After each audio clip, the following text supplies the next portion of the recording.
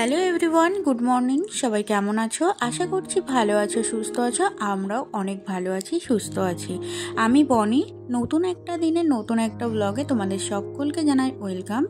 আজকে সোমবার, বাজে এখন সকাল 7টার মতো। ঘুম থেকে উঠে পড়েছি, উঠে রান্নাঘরে চলে এসেছি। যেহেতু কালকে রবিবার ছিল, একটু লেট করে ঘুমিয়েছি, তাই আমার চোখটা একটু ফোলা ফোলা রয়েছে। যাই হোক, আজকে সোমবার, তোমাদের দাদা ভাইয়ের অফিস রয়েছে, তার জন্য সকালে টিফিন বানাতে হবে। তো এখন দেখো, আমি রাত্রেবেলায় ছোলার ডাল ভিজিয়ে রেখেছিলাম, সেই ডালটাকে আমি ধুয়ে প্রেশার কুকারে সিটি দিয়ে নেব। আজকে সকালের ব্রেকফাস্টে আমি বানাবো ছোলার ডাল আর লুচি। তো তার জন্য না আমি ছোলার ডালটা রাত্রিবেলায় ভিজিয়ে রাখি, তাহলে কি হয়, সকালবেলায় দু একটা সিটি দিলে ডালটা ভালো মতন সিদ্ধ হয়ে যায়। তা না হলে কি হয় বলো তো, আমি 7টার সময় ঘুম থেকে উঠে বলে কি আশেপাশে যে সমস্ত সবাই থাকে আর কি, পাড়াপড়শি, তো তারা তো আর সকাল 7টায় ঘুম থেকে না উঠতে পারে, একটু অসুবিধা সবার হতেই পারে। তার জন্য না আমি রাত্রেবেলায় ডালটা ভিজিয়ে রাখি সকালে, তাহলে অল্প টাইমের মধ্যে আমার ডালটা সিদ্ধ হয়ে যায়। তো দেখো, লবণ, হলুদ আর কাঁচা লঙ্কা দিয়ে আমি ডালটা সিদ্ধ বসিয়ে দিয়েছি। এবার এদিকে আমি আটাটা মেখে নেব। আটা আর ময়দা একসাথে মিশিয়ে আমি লুচিটা বানাবো, কারণ আমি না ওই ময়দার লুচিটা খুব একটা বানাতে পারি না। ওই যেটা হয় না, যে ময়াম দেওয়ার যে ব্যাপারটা হয়, ওটা ঠিক আমার ভালো হয় না। তো তার জন্য আমি আটা ময়দা একসাথে মিক্সড করেই লুচিটা করি। তো এখানে আটা ময়দা দেখলে সমান সমান 2 চামচ 3 চামচ করে নিয়ে নিয়েছি। তারপরে এখানে লবণ, সাদা তেল আর চিনি দিয়ে একটু ভালোভাবে মিশিয়ে নিচ্ছি। নিয়ে এই ময়দাটা আমি ভালোভাবে একটু মেখে নেব।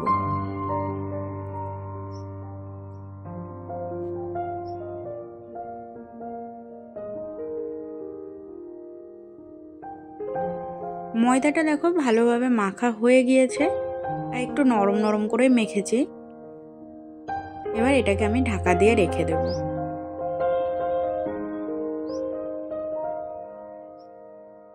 এদিকে ডালটা আমার সিদ্ধ হয়ে গিয়েছে, 2টো সিটি দিয়ে নিয়েছি। এবার আমি ডালটাকে রান্না করে নেব, ওই নর্মালি যেমন রান্না হয় আর কি। সকালে তেমন কিছু বাটা ঘষা কিছুই দেবো না আর কি। তো তার জন্য আজকে ফোড়ন দিয়ে ডালটাকে রান্না করব। ওই তেজপাতা, শুকনো লঙ্কা, জিরে আর একটু আদা গ্রেট করে দিয়ে, টমেটো কুচি দিয়ে আমি আজকে ছোলার ডালটাকে রান্না করব। আর এমনি যদি আমি নর্মালি একটু ভালোভাবে রান্না করতে যাই, তাহলে আদা জিরে বেটে দিয়ে, তা সকালবেলায় আর ইচ্ছা করে না এগুলো বেটে একটু রান্না করি। যেহেতু এখনো ঘুম ঘোরটা আমার কাটেনি, তোমরা দেখেই বুঝতে পেরেছো। তো এখানে আমি এখন আদা গ্রেট করে দিচ্ছি, দিয়ে আমি একটু এই মশলাটা একটু ভেজে নেব।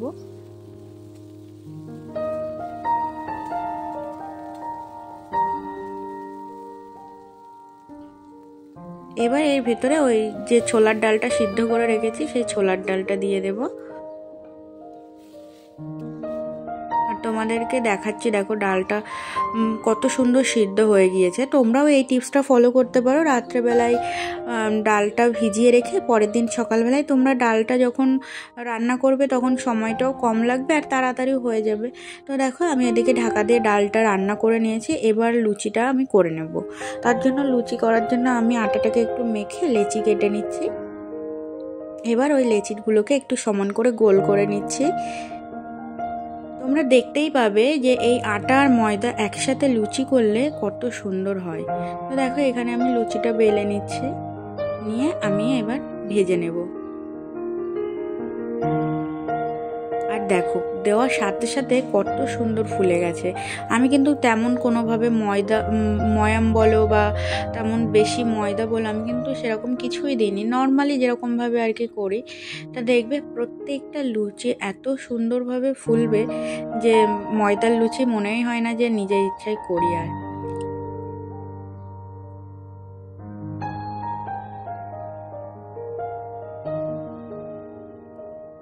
এদিকে লুচি কমপ্লিট হয়ে গিয়েছে, ছোলার ডালও আমার হয়ে গিয়েছে। তোমাদের দাদা ভাইকে আমি সকালবেলার ব্রেকফাস্টটা দিয়ে দেবো। ওই এখন বাজে 8টা মতো, কারণ তোমাদের দাদাভাই 8:30টার সময় বেরিয়ে যাবে। তার জন্য আমি এখানে 4টে লুচি দিয়েছি আর একটু ছোলার ডাল দিয়ে দিচ্ছি। দিয়ে তোমাদের দাদাভাইকে আমি খেতে দিয়ে দেবো। ও ম্যাক্সিমাম দিন ও না টিফিনটা নিয়ে যায়। তো আজকে লুচি আর ছোলার ডাল করেছি বলে ও বললো কি যে বাড়ির থেকেই খেয়ে যাবো, যেহেতু লুচিটা ঠান্ডা হয়ে গেলে ভালো লাগে না। তো তার জন্য দেখো, এদিকে তোমাদের দাদাভাই খাওয়া দাওয়া করে রেডি হয়ে বেরিয়ে পড়েছে ডিউটি যাওয়ার জন্য।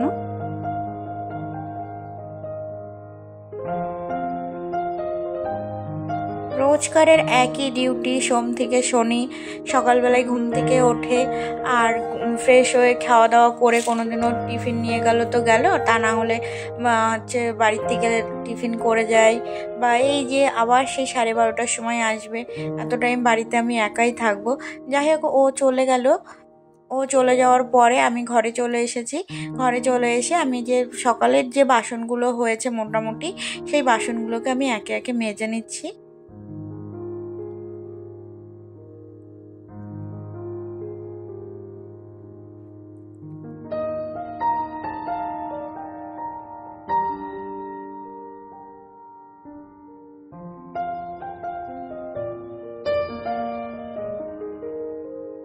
সমস্ত বাসন আমার মাজা হয়ে গিয়েছে। এবার আমি একে একে সমস্ত থালা বাসনগুলো ধুয়ে নিচ্ছি। ধুয়ে আমি সাইডেই উপুর করে রেখে দিয়েছি দুপুরে রান্নার জন্য। আর এবার আমি একটু সিঙ্কটাকেও একটু পরিষ্কার করে নিচ্ছি।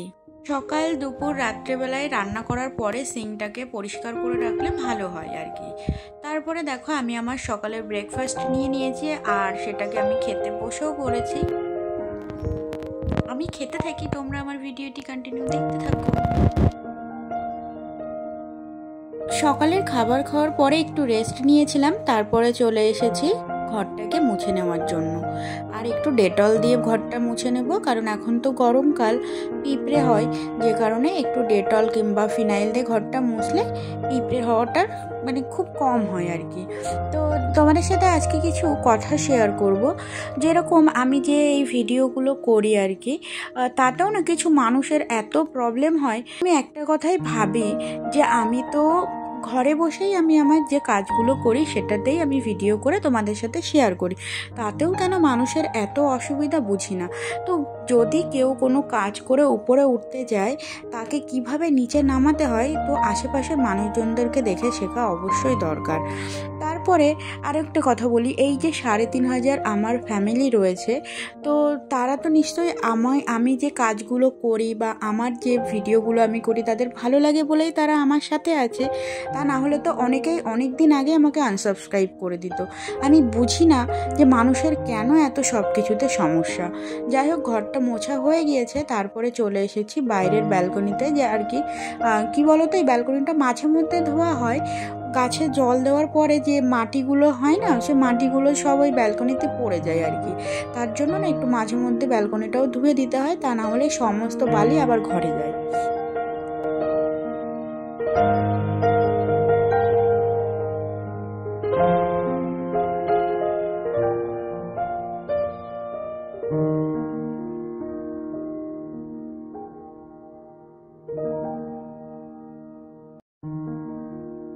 ঘর মুছে ব্যালকনি ধুয়ে তো চলে এসেছি রান্নাঘরে। এবার দুপুরে রান্নাটা করে নেব। আর কালকে রাত্রেবেলা এখানে বাজার ছিল আর কি, হাট ছিল, তো ইঁচড় নিয়ে আসা হয়েছে। তো দেখো ইঁচড়গুলো কেমনভাবে কেটে দিয়েছে, যেটা আবার আমাকে বাড়িতে এসে কাটতে হচ্ছে। যাই হোক, এখানে এরকমই ইঁচড় বিক্রি হয়, মানে কি করে এরা পিস পিস করে কেটেই দেবে, কিন্তু মাঝখানের যে ইঁচড়ের যে ভিতরের যে শক্ত যে অংশটা থাকে সেটাকে না এনারা বাদ দেয় না। এই শুদ্ধ এইখানকার লোকেরা খেয়ে নেয়, কিন্তু যেহেতু আমরা বাঙালি, আমরা তো এরকমভাবে খেতে পারবো না, তো আমাকে আবার এগুলোকে বাড়িতে এনে কেটে সুন্দরভাবে রান্না করতে হয়।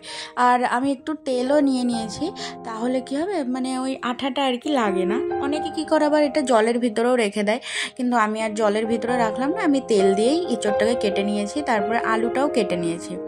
আর আজকে আলু উচ্ছের তরকারি হবে, তার জন্য আমি উচ্ছেগুলোকেও কেটে নিচ্ছি।